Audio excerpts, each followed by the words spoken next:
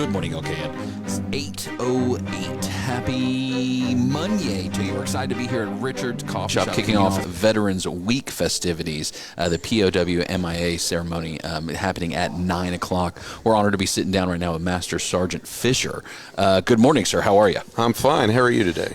Doing well. Making sure I'm on my P's and Q's around you. You seem That's like a right. sharp gent here this morning. You've walked past a few times, given me the stare as if I was doing something wrong. So I'm trying to make sure I do things right now. Share with us, Master Sergeant, when was it that you decided to serve, and when did you first join the armed services? Well, I graduated the University of Maryland with a degree in criminology, and I wanted to go in the Air Force. And I went to the Air Force recruiter, and he wasn't there. So I talked to the Army recruiter, and he gave me such a nice spiel that he got me in to join the Army. And he said, "Have you ever copied Morse code before?" And I said, "You know what Morse code is?" And I said, "Kinda." He says, "Well, we're going to give you a test on copying Morse code." So I passed the test, and I got a high score on the ASVAB, which is the test they give you when you come into the military.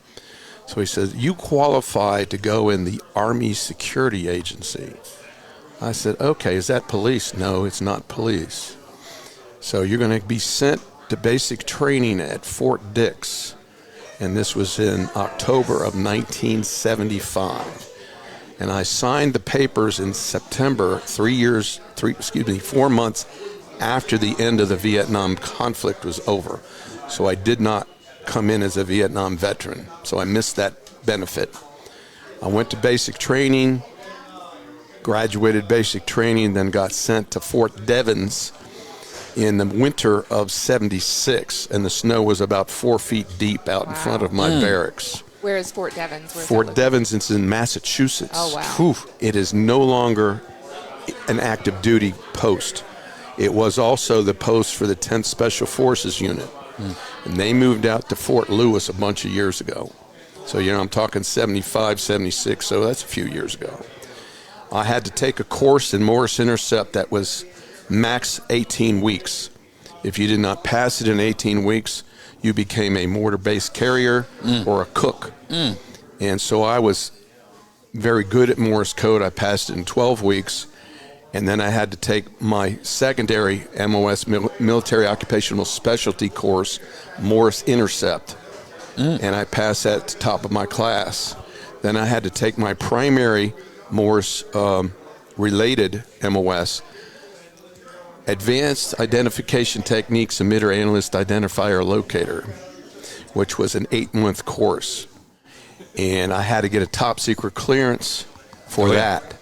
So I graduated that. So they were calling your ex-girlfriends and everything else. Huh? That's what they were doing. They were going to my neighbors and asking them about me and my former employers. And everybody was asking my parents, what did I do wrong? So, yeah, the Defense Investigative Service came around and started asking all kinds of questions. Passed that real quick because I was a good old boy. And then I was sent to Fort Bliss, Texas.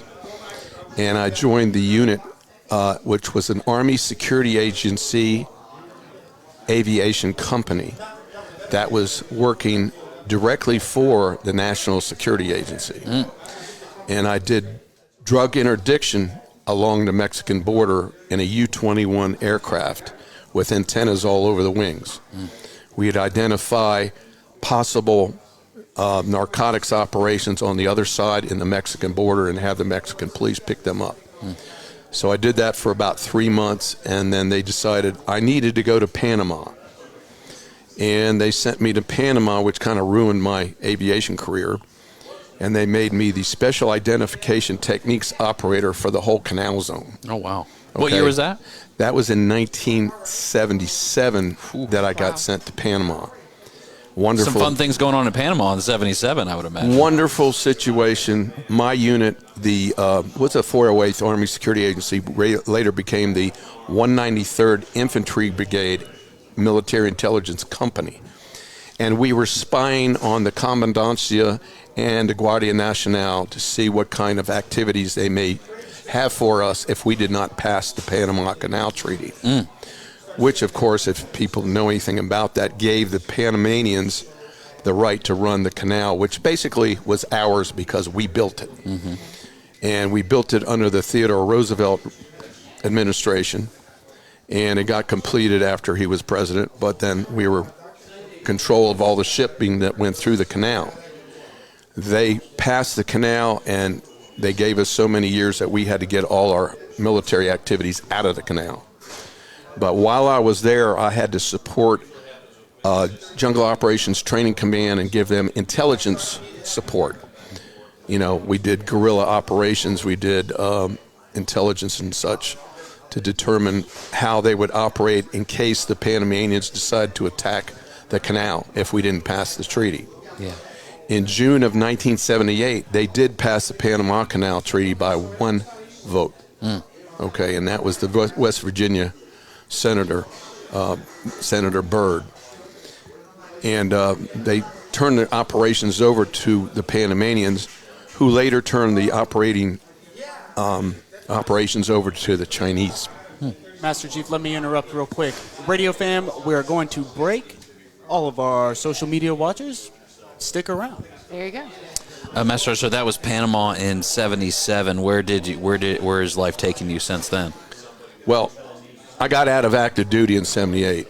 I came back to Fort Jackson, got out, got a job with the police department up in Maryland at the campus of the University of Maryland, and I took additional courses because they gave me free courses, basically. I got a degree in law enforcement, so I had 2 undergraduate, and then I started my graduate degree, and they paid for some of that. VA paid for some of that, and I got my degree like 5 years later. It took me to get the degree, but I joined the Maryland National Guard in basically '82. Spent a year with the National Guard and determined they weren't going to promote me very quickly. So I got into the Army Reserves as an E5, which was a buck sergeant, and I went into the Civil Affairs Command. You ever heard of Civil Affairs? No. The job of Civil Affairs is to create a government in a country such as Kuwait. Oh, wow. Because they were taken over by the Iraqis, right, under Hussein. Yeah. We pushed them out, and they had to have a government because they had killed everybody, basically. So we had to take over our government. Our unit took command of that country, but I became an instructor at Fort Belvoir, and I taught military intelligence. Contradiction in terms. How do you intercept Morse code? I mean, I'm curious about that one. How do you intercept? Yeah, give me some inside info here. Can you teach us how to do it? They would send Morse code. You know, was did it dot it dot it dot it did. You know, and sure. They basically brainwashed me because I heard it in my sleep. Okay, and I'd be waking up here that did it. But see, you had to pass a certain group speed. You had to pass 18 groups per minute, which was 5-letter groups. The problem was I's were dit, okay? E's were dit, I's were did it, S's were did it, and H's were did it. My goodness. I So can if you hardly mix speak them, English most days. I don't know that I could get and there. if you're going real fast, this stuff goes together. I would guess so, yeah. So you had to slow your brain down. And I passed at 20, and I was pretty good, so I passed. I also had to learn numbers. Yeah. And numbers were like 5-letter instead of usually 3, okay, or 4. Because F, for example, is did-it-dot-it, right? And the numbers were 5, so if it was like number 1, it was dit, da, da, da, da, da, okay? Yeah. 4 da's and a dit. My goodness. And then when I got sent to Panama, the speed was 42. Now, did I ever get to that speed? No, because 42 dits per minute? Is that what that is? 42 groups per minute. Oh, my goodness. So you had to Oh, my goodness. That's a like group. that. And you had to slow that down in your brain, a paragraph behind. Yeah. They stopped the mission in Panama for us. So we became extra people, and we had to go do other stuff. Like we became guards on an island in the Bay of Panama called Flamingo Island. Let's pick this up on the other side of traffic. We're going to get an inside look at the streets real quick from our producer in studio, and then we're going to come back to you, Master Sergeant, if that's okay. Flamingo Island's interesting. Let's talk about it. Hold on for me 1 minute.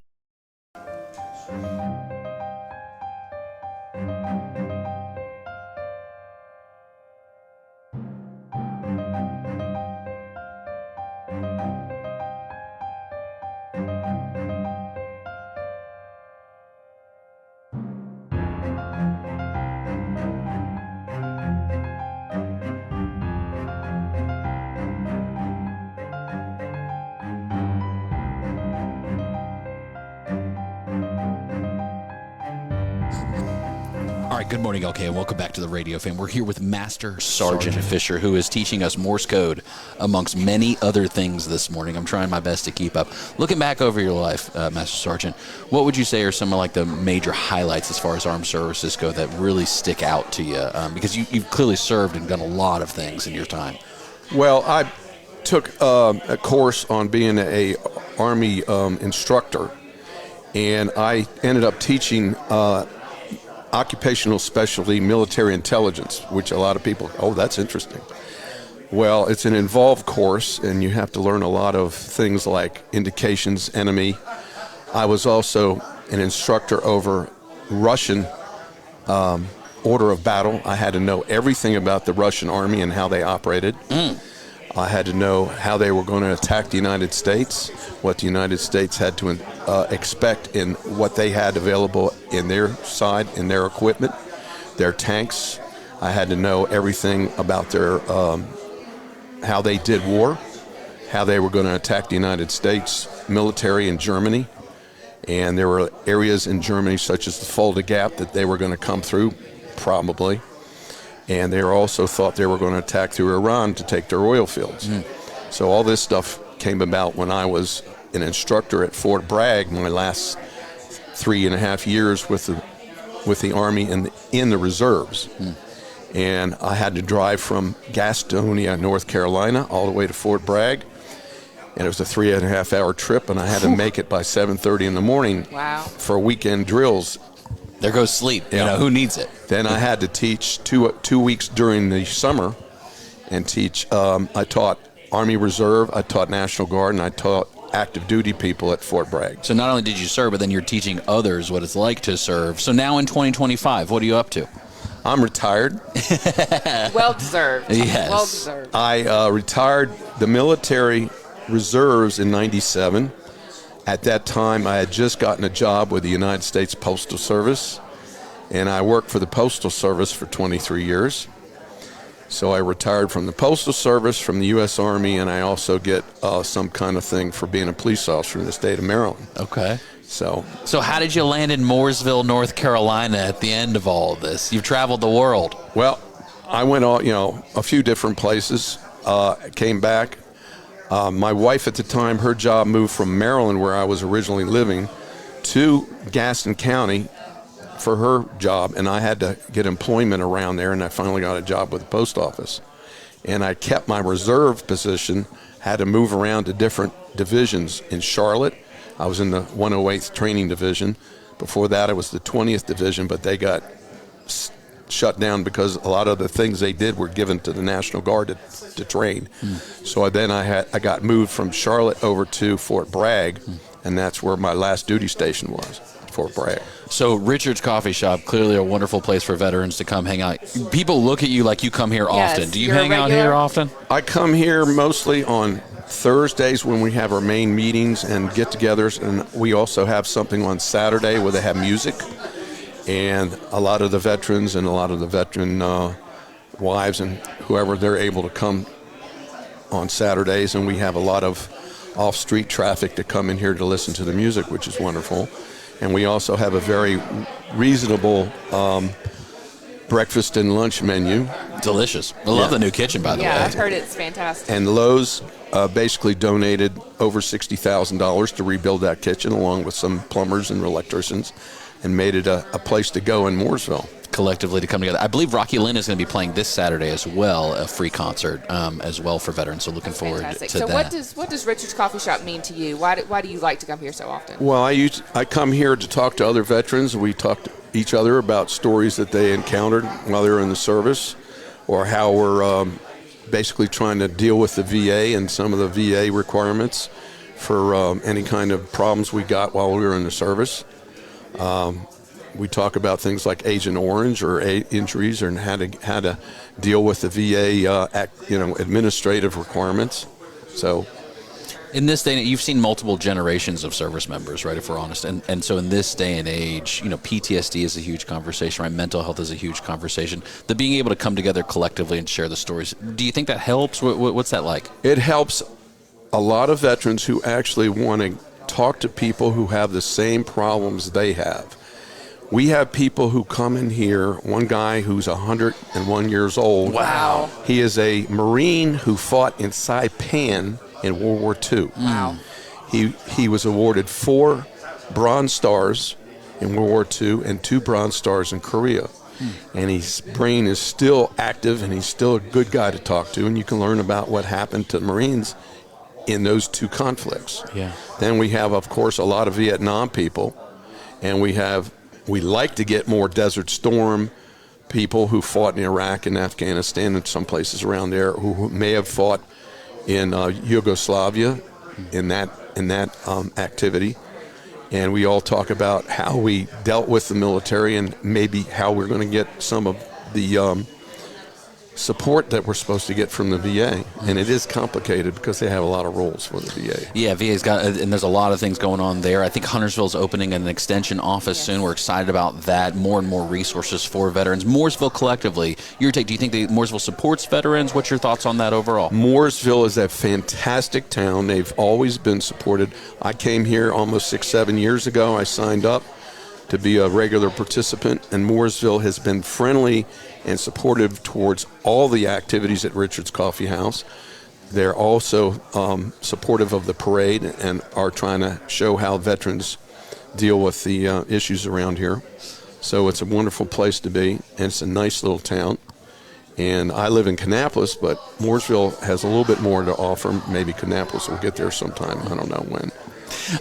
Master Sergeant, something that we hear veterans continue to talk about, not only the service for the country, but also family as well in general, and how important family is to that support and being here locally. Do you see that as well? Do you see families being able to engage? What are some of those resources and ways maybe that you think families can participate with those veterans and with others? Well, the wives come in here, the children's come here, and they learn that, how do we get support when the veteran basically passes away. The wives learn how they can get maybe support as being a wife of a former, being married to a former service member that's either passed away because of conflict, or maybe they retired and they passed away after that. Yeah. And we have a bunch of those people that come in, and they're helped by that. Their children are helped because they don't understand sometimes, if I have a individual that passes away in my family, how do I get them into a military cemetery? And that's a complicated thing, because I was looking at being buried in Arlington National Cemetery because my dad's buried there. He was a World War II veteran. Oh, wow.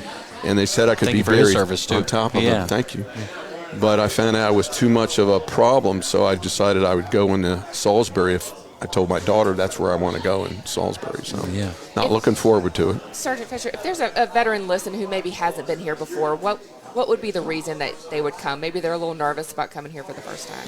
Well, you could come here and you'll meet a bunch of people who probably identify with exactly what they did, and maybe could talk to them, and they can talk about their history and maybe get it off their chest about the problems they encountered.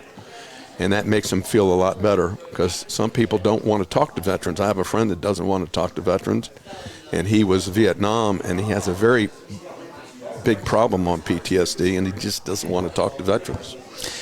You mentioned Agent Orange, and you've obviously been across the world and seen some of those very specific moments in the military history of the United States. Today, kicking off Veterans Week, the POW MIA flag processional and ceremony. That particular event, does that mean anything to you? How does that connect with kind of your thoughts in the military and your time of service? It helps them remember what they gave up to serve this country. There's a lot of MIAs, people who disappeared, never were heard from again. Even World War II, you have 76,000 people who disappeared and never were heard of again. And it continued to happen through everything the United States was involved with. Iraq, they have missing in action, right? People who were basically kept in some kind of enemy prison. And when they got out, they had a lot of things to discuss. So. Master Sergeant, we so appreciate you joining us this morning. Really do. Richard's Coffee Shop, wonderful place here in downtown Mooresville. Again, at 9 o'clock, the POW MIA flag processional and ceremony kicks off the Veterans Week festivities here. We've got several other folks joining now. Richard's Coffee Shop getting full. All right, are you an eggs guy, bacon guy? What do you recommend on the menu here? Everything. It's all all right. good. We'll try it all then. It's And I'm wonderful. definitely going to be drinking more coffee. Master Sergeant, thank you so much. We appreciate the Thanks so much. opportunity. Take care, huh? Thank you. Nice to see you guys.